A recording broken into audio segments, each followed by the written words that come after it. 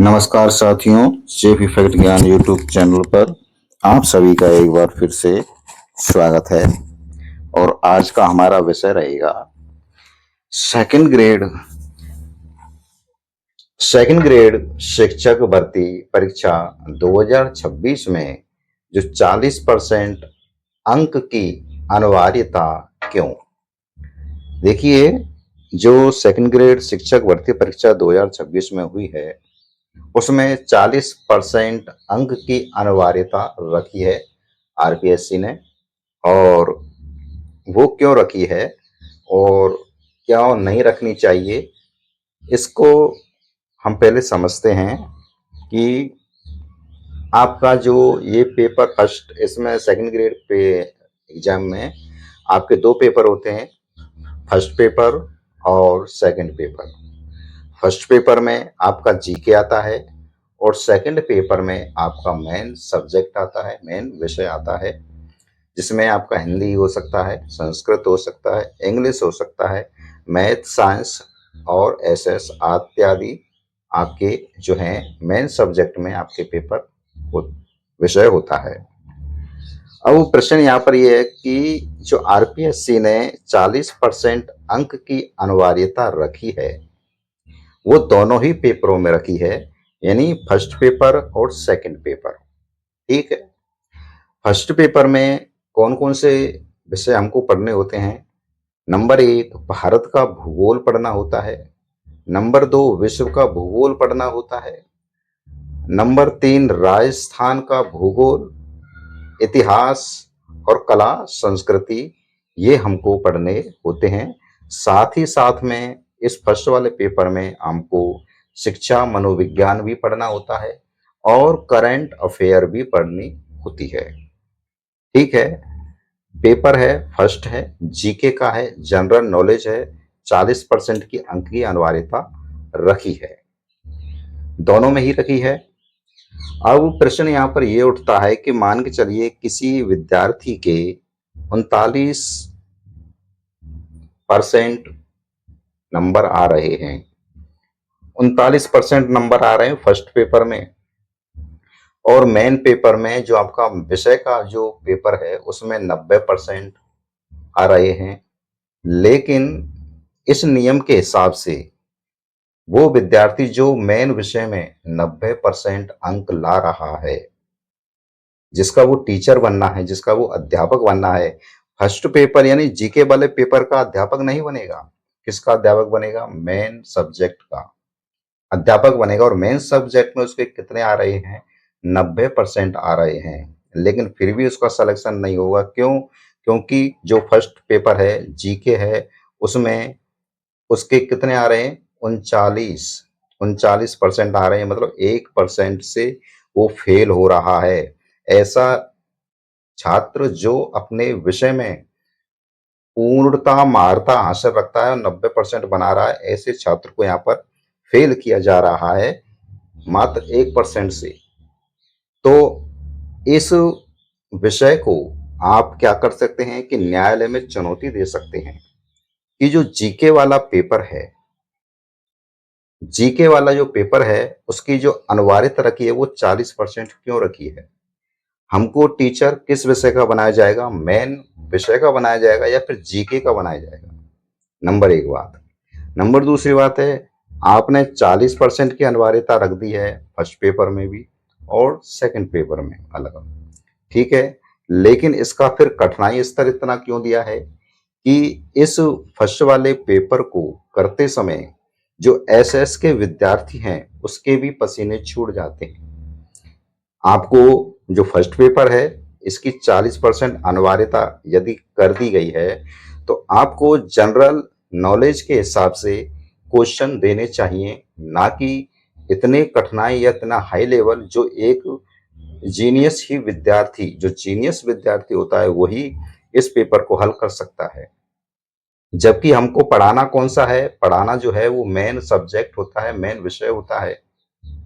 GK नहीं पढ़ाना होता है, भारत का भूगोल नहीं पढ़ाना होता है, विश्व का भूगोल नहीं पढ़ाना होता है, राजस्थान का भूगोल, कल्चर, इतिहास, संस्कृति, ये सब नहीं पढ़ाने होते हैं। जीके का पेपर जो होता है वो सामान्य ज्ञान से संबंधित होना चाहिए, ना कि उसको इतना कठिन स्तर बनाया जाए। यदि आपको 40% की अनिवार्यता कर दी गई है, तो ये यहाँ पर आप समझ सकते हैं कि किस तरह से छात्रों के साथ जो है अन्याय की स्थिति बनी हुई है। अब प्रश्न यहाँ पर ये उठता है कि 40% अंक की अनिवार्यता क्यों?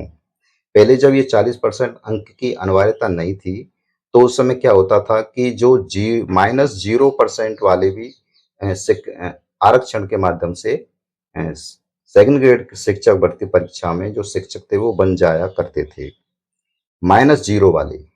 तो उनकी वजह से उनको पात्रता की वजह से इस 40% की अनिवार्यता कर दी गई है। तो ये सिस्टम जो है, जो फर्स्ट पेपर में, जो सेकंड पेपर में, ये गलत है।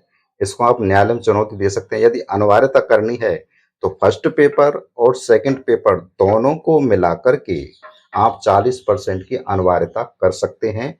अलग अलग 40% की अनिवार्यता करना कहीं भी औचित्य नहीं है। इससे होगा क्या कि जो हमारे जो अध्यापक, जो छात्र हैं, जो अपने मेन सब्जेक्ट में अच्छा परफॉर्मेंस करते हैं, मेन सब्जेक्ट में अच्छी इनको पकड़ है, मेन सब्जेक्ट में जो पढ़ा सकते हैं, ज्ञान दे सकते हैं सही तरीके से, वो भी इस जीके की पेपर की वजह से यहाँ पर फेल हो जाते हैं और जो सीटें हैं वो क्या हो जाती हैं, रिक्त रह जाती हैं। तो ये आप न्यायालय में चुनौती दीजिए बिल्कुल। और जो फर्स्ट ग्रेड के शिक्षक भर्ती जो परीक्षा हुई थी, उसको तो इसी आधार पे न्यायालय में चुनौती दी जा चुकी है। और लगे हाथों आप भी जो सेकंड ग्रेड शिक्षक भर्ती है, इसको भी आप न्यायालय में चुनौती दे दीजिए कि जो फर्स्ट पेपर में है 40% की अनिवार्यता क्यों की गई है। हमको जो टीचर जो बनना है वो इस विषय का बनना है, ना कि जीके वाले पेपर का। ठीक है। और यदि 40% की अनिवार्यता दे दी गई तो फिर इतना कठिन, इतना टफ पेपर क्यों? आपको जनरल नॉलेज है, जीके है, तो जनरल नॉलेज पूछिए, सामान्य ज्ञान पूछिए, ना कि आप उसमें विश्लेषणात्मक बहुत विस्तृत। ठीक है, ये आपने देखा होगा कि ये पेपर किस तरह का आता है, किस तरह का आया है। तो आप इसको न्यायालय में चुनौती दे सकते हैं बिल्कुल 100%। और इसका जो रिजल्ट है वो आपको देखने को मिलेगा। आप ये कह सकते हैं कि जो 40% की अनिवार्यता है वो आप दोनों पेपरों को मिलाकर के दीजिए, यानी फर्स्ट पेपर और सेकंड पेपर, दोनों पेपरों के अंकों में 40% अंक अनिवार्य है। ये आप न्यायालय में चुनौती दे सकते हैं। ये सही है, ये आपका गलत है कि फर्स्ट पेपर में जो जीके वाला पेपर है उसमें भी 40% अंक लाने हैं और मेन सब्जेक्ट में तो होना ही चाहिए। क्योंकि आप जो कठिनाई स्तर है वो आप मेन सब्जेक्ट के या मेन विषय के जो टीचर बनने जा रहे हैं उसमें आप कठिनाई स्तर कितना भी बढ़ा दीजिए, क्योंकि जो टीचर बनना है वो मेन विषय का बनना है। इस फर्स्ट वाले पेपर में कठिनाई स्तर इतना ला करके और ऊपर से इसमें सीमा रेखा खींच दी गई 40%। ये कोई न्यायोचित नहीं है। 40% की अनिवार्यता न्यायोचित नहीं है। इससे पहले कक्षा 9, 10, 11, 12, एमए, बीए, हम इन अनिवार्यता के जो अंक हैं इनको हम पास करते हुए आए हैं। यदि यहाँ पर अनिवार्यता लगा दी जाती है तो कंपटीशन का कोई महत्व नहीं रहता है। क्या ये कंपटीशन है? कंपटीशन का कोई महत्व नहीं रहता है। अनिवार्यता के हम पहले ही एमए, बीए पास करके आ चुके हैं, जिनमें 40-40% अनिवार्यता होती है पास करने में। तो अनिवार्यता से संबंधित तो हम पहले विषयों को, क्लासों को पास करते हुए आ रहे हैं। ये तो कंपटीशन का क्लास है। तो इसके लिए आपके विचार में, आपकी सोच में क्या राय है? आप इसको न्यायालय में चुनौती दीजिए।